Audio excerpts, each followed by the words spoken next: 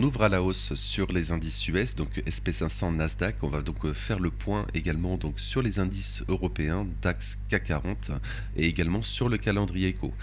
Donc n'oubliez pas, avant de commencer, n'oubliez pas notre accompagnement, itena-bourse.com. Vous avez donc tout le service ici sur notre site.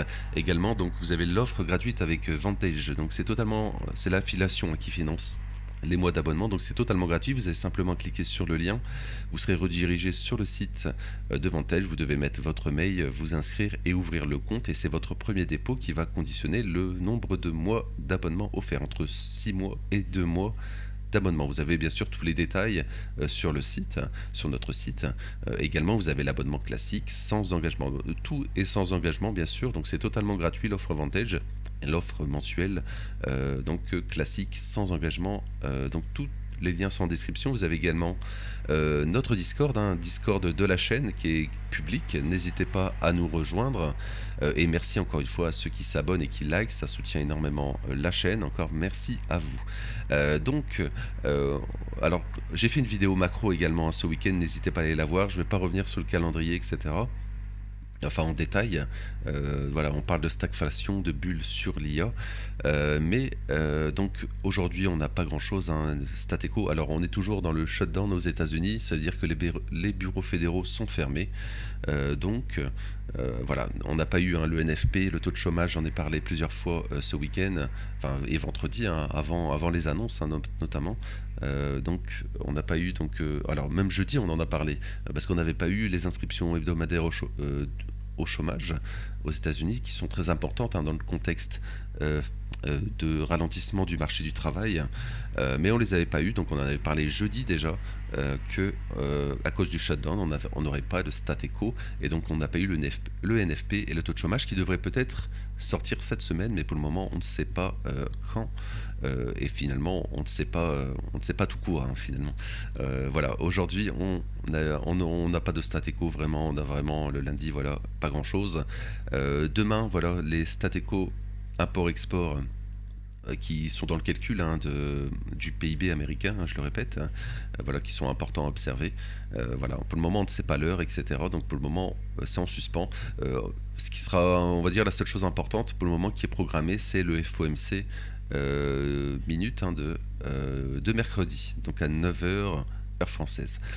Voilà, sinon pas grand chose d'autre à regarder, tout est en suspens, et finalement ça sera la semaine prochaine qui est important. On aura l'inflation, on aura le PPI, voilà, donc des stats éco importants la semaine prochaine, mais ça on en reparlera bien sûr. Sur le SP500, donc sur le futur, les futurs sont ouverts pour le moment, donc on est lundi matin. Alors pour le moment on ouvre, voilà, le futur. Pour le moment on va au nord, voilà, pour le moment on fait ça. Donc attention, on a une zone ici à court terme de fair value gap baissier qu'on a fait un vendredi soir. Donc attention, c'est une zone de rejet potentiel. Si on se fait rejeter ici, on aurait notre double top, tout simplement. Regardez, voilà, on a fait la prise de stop ici, et on pourrait même se propager sur les unités de temps supérieures, c'est-à-dire on ferait un double top en daily, et ça on irait beaucoup plus bas tout simplement à court terme. Donc attention à cette zone qui est très importante ici de fair value gap ici horaire. Donc attention, un cas de rejet, on ferait la continuation baissière et on ferait le sommet descendant. Donc attention sur cette zone, sur le SP500, et c'est la même chose sur le Nasdaq. Alors si on passe en cette zone, si on fait un nouvel ATH, tout simplement, voilà, mais sur le Nasdaq on a la même chose, ici, voilà, en une heure. Pour le moment on ouvre, on va au nord, attention donc au rejet ici, et si on ferait ça, on aurait probablement une semaine baissière. Voilà, si on se fait rejeter par le fair value gap horaire, on aurait donc on aurait le double top en daily. Donc attention à cette zone qui est vraiment très importante à court terme. Voilà, donc il n'y a pas plus de choses à dire, parce qu'encore une fois, si on passe cette zone, ici, on irait faire un nouvel ATH, tout simplement. Mais pour le moment, voilà, pour le moment, tant qu'elle est maintenue, on pourrait avoir une correction. N'oubliez pas qu'on a été mercredi, nouveau mois d'octobre et et le quatrième trimestre, nouveau trimestre. On va au nord, on a été chercher déjà le plus haut du mois précédent, donc du mois de septembre, et le plus haut du troisième trimestre. Donc attention à une correction d'ici la fin d'année sur les indices. Et plus la macro, bien sûr, ça j'en parle dans le brief macro qu'on a publié donc ce week-end. Voilà, je vais enchaîner avec le DAX parce qu'il n'y a pas grand chose à dire. Pour le moment, voilà, sur le DAX, on ouvre en gap haussier, on retrace. Alors en fait, on réintègre la botte de Bollinger, on en avait parlé. Regardez sur le DAX, l'indice, voilà, on va faire sûrement la même chose. Ça veut dire la botte de Bollinger va monter, on va la réintégrer aujourd'hui.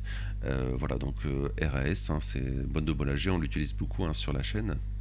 Donc pour le moment, on ouvre en gap haussier, on va au sud. Donc on a plusieurs zones de fair value gap ici à aller chercher. Voilà, sur le DAX, n'oubliez pas, sur le DAX, on ouvre en gap baissier ici.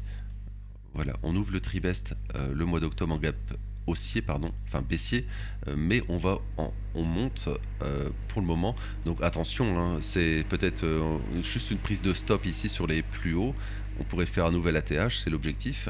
Mais donc attention sur le DAX, voilà, de ne pas faire une hausse comme ça en début du mois, début de trimestre, et ensuite finalement la correction, tout simplement aller chercher les ATH pour ensuite piéger tout le monde et retracer à la baisse parce qu'on est sur un gap baissier, je le répète, et pour le moment on n'a pas été chercher le plus bas du mois et du quatrième trimestre. Ce qu'on va faire probablement également sur les indices US, etc., c'est très probable qu'on aille chercher le plus bas.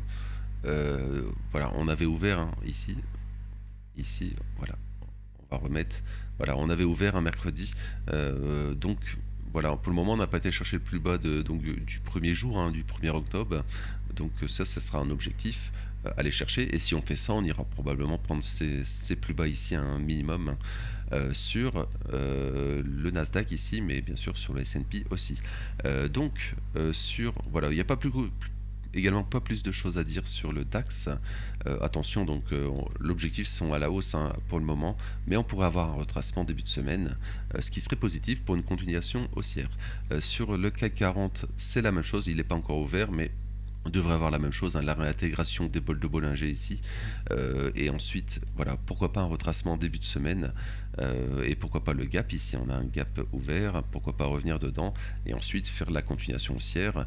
Sur le CAC 40, les objectifs sont toujours à la hausse, depuis qu'on a perdu ce fair value gap ici en daily baissier. Voilà, on a perdu cette zone, on n'est pas revenu à prendre cette equal low ici, donc attention, on ouvre également le mois d'octobre et du quatrième trimestre à la hausse, donc attention ensuite au retour de bâton, mais ça on en reparlera prochainement dans les briefs quotidiens. Donc je vais m'arrêter là pour aujourd'hui, donc n'oubliez pas de vous abonner et à liker, ça soutient énormément la chaîne. Notre abonnement, donc tout en description, le Discord également. Merci de votre temps, bon lundi à vous, à tout à l'heure pour le brief Forex, et à demain pour le brief quotidien. Merci.